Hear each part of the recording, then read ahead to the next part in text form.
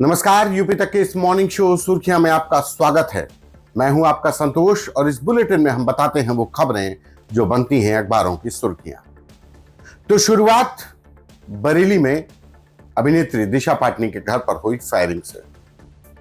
बरेली में बीती रात सुबह करीब 3:30 बजे यानी कि शुक्रवार की सुबह 3:30 बजे दिशा पाटनी का घर, मूल घर जो बरेली के सिविल लाइंस में इलाके में है, वहां पे उनके पिता और उनकी बहन खुशबू पाटनी रहते हैं। वहां पर अचानक बाइक से आए दो बदमाशों ने ताबड़तोड़ फायरिंग की। 2 से 3 बस्ट फायर मारे। पुलिस को शक है कि करीब 7 राउंड फायरिंग हुई और इस फायरिंग की जिम्मेदारी गैंगस्टर रवि गोदारा ने ली है। रवि गोदारा ने सोशल मीडिया पोस्ट लिखते हुए कहा कि यह फायरिंग दिशा पाटनी के घर पर उनकी बहन खुशबू पाटनी के उस बयान पर दी गई है, उस हिदायत के साथ दी गई है जो खुशबू पाटनी ने अनिरुद्धाचार्य और प्रेमानंद महाराज को लेकर सोशल मीडिया पर टिप्पणी की थी। और जो कोई भी हिंदू महात्माओं संतों के खिलाफ कोई ऐसी अभद्र टिप्पणी करेगा तो उसको ऐसे ही अंजाम भुगतना होगा। अभी तो सिर्फ फायरिंग की है, आगे अंजाम और भी खतरनाक होंगे। बहरहाल बरेली पुलिस ने इस मामले में एफआईआर दर्ज कर ली है। अभी तक की तफ्तीश में पुलिस को हाथ लगे सीसीटीवी में यह पता चला है कि बाइक से आए दोनों बदमाश दिल्ली हाईवे से बरेली में एंटर किए, घटना को अंजाम दिया और महज 5 से 7 मिनट के अंदर उन्होंने बरेली शहर छोड़कर हाईवे का रास्ता अपनाया और फरार हो गए। बहरहाल बरेली पुलिस की 5 टीमें इन जो फायरिंग करने वाले जो रवि गोदारा गैंग के लोग हैं उनकी तलाश में लगा दी गई हैं। पुलिस ने अज्ञात के खिलाफ एफआईआर दर्ज कर ली है। जगह जगह सीसीटीवी से फायरिंग करने वाले बदमाशों की बाइक और उनके बारे में शिनाख्त की जा रही है। इसके बाद बात सियासत की। बीजेपी में बीते कुछ महीनों से अजीबोगरीब हालात पैदा हो रहे हैं। कभी एबीवीपी के छात्र आंदोलन कर रहे हैं तो उनके ऊपर पुलिस लाठीचार्ज कर देती है, तो कहीं कोई विधायक किसी पुलिस अफसर के खिलाफ कार्रवाई की शिकायत कर देता है। एक ऐसा ही मामला अब झांसी का आया है। झांसी के प्रभारी मंत्री बेबी रानी मौर्य ने झांसी के सीपरी थाने में तैनात इंस्पेक्टर आनंद कुमार सिंह को हटाने के लिए डीजीपी और प्रमुख सचिव गृह को लिखा हुआ है। बेबी रानी मौर्य का कहना है कि जब वो झांसी दौरे पर थी तो वहां झांसी की बबीना सीट से बीजेपी विधायक राजीव सिंह पारीछा की शिकायत की गई कि आनंद सिंह लगातार उनसे बदसलूकी करते रहे और बेबी रानी मौर्य जब प्रभारी मंत्री झांसी दौरे पर थी तो आनंद सिंह से जब इस बारे में जानकारी जुटाने की कोशिश की तो आनंद सिंह ने बदसलूकी की। राजीव सिंह पारीछा की शिकायत बेबी रानी मौर्य से की और बेबी रानी मौर्य ने चिट्ठी लिख दी। अब प्रभारी मंत्री हैं तो एसएसपी झांसी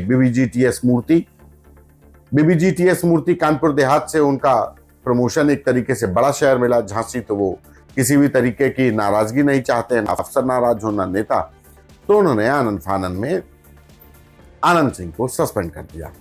लेकिन ट्विस्ट अब यहां से आता है।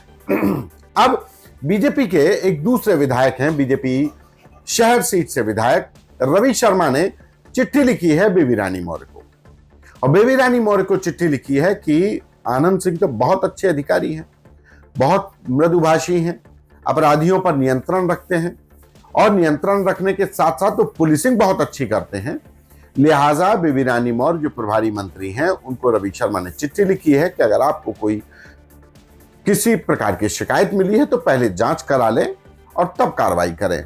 बिना जांच के आनंद सिंह जैसे अधिकारी पर कार्रवाई नहीं होनी चाहिए। यानी कि रवि शर्मा एक तरफ आनंद सिंह की पैरवी में लग गए हैं, आनंद सिंह की तारीफ कर रहे हैं कि बहुत अच्छे अधिकारी, और राजीव सिंह पारीछा और बेबी रानी मौर्य एक तरफ। बेबी रानी मौर्य प्रभारी मंत्री, उन्होंने शिकायत कर दी है।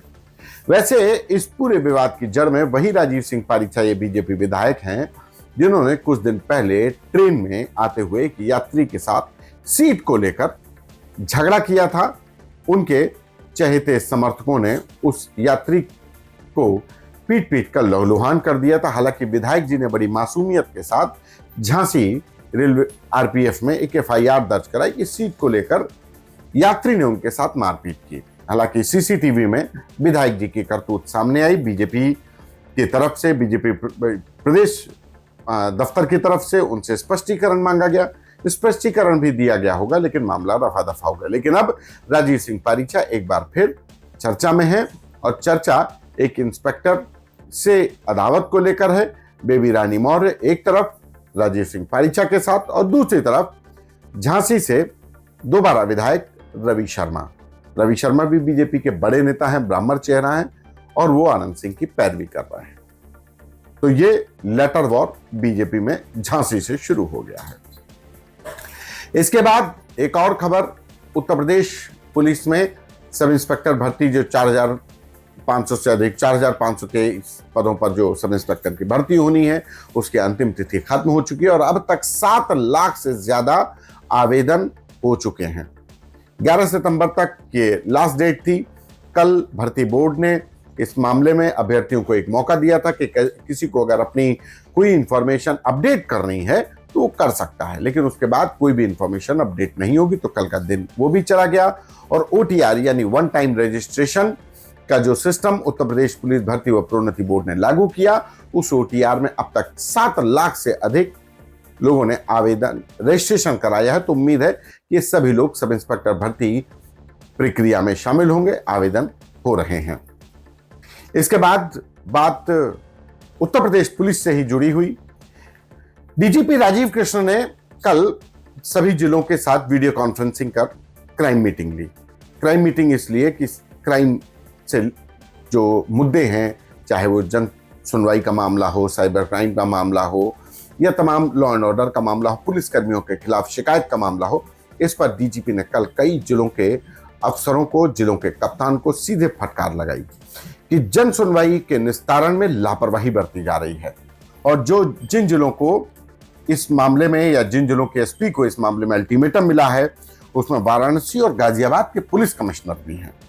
देवरिया, संभल, कौशाम्बी और बदायूं के एसपी स्पष्टीकरण मांगा है कि भाई जन सुनवाई जो शिकायतें आती हैं उनके निस्तारण में क्यों हीला हवाली हो रही है। इतना ही नहीं, डीजीपी ने साफ तौर पर कहा कि जिन थानेदारों के खिलाफ लगातार जन सुनवाई के निस्तारण में, जन सुनवाई के शिकायतों के निस्तारण में लगातार लापरवाही बरती जा रही है, उन थानेदारों के खिलाफ भी कार्रवाई करिए। हर जिले को ये ताकीद की गई है और जिलों के एसपी को इस मामले में निर्देश दे दिए गए हैं। और जो जिले जन सुनवाई के मामले में, चाहे गाजियाबाद के पुलिस कमिश्नर जे रविंद्र गौड़ हो, वाराणसी के पुलिस कमिश्नर मोहित अग्रवाल हो या फिर कौशाम्बी, संभल जैसे जिलों के अधिकारी, जिनकी समीक्षा के बाद डीजीपी ने एक तरफ से सबको फटकार लगाई है और अल्टीमेटम दिया है कि जनता की सुनवाई करिए और जनता की शिकायतों का निस्तारण करिए। जो शिकायत करता है उसकी शिकायत का निस्तारण कराना हमारा धर्म है और यही उत्तर प्रदेश सरकार की प्राथमिकता।